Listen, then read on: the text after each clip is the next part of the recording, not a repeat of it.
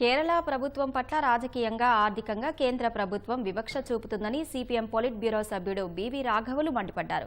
కేంద్రం అనుసరించే విధానాలతో ఫెడరల్ వ్యవస్థనే దెబ్బతీస్తోందని విమర్శించారు.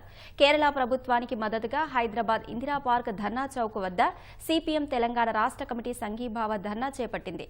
రాష్ట్రాల మీద జరుగుతున్న దాడిని ఎదిరించేదానికే కేరళ ముఖ్యమంత్రి ఎల్డీఎఫ్ కూటమి ఢిల్లీలో ధర్నా చేస్తుందన్నారు. ఈ ధర్నాకు బివి రాఘవులు ముఖ్య అతిథిగా హాజరయ్యారు. ప్రజలకు మేలు జరగాలంటే 60% వాటా రాష్ట్రాలకు ఇవ్వాలని డిమాండ్ చేశారు.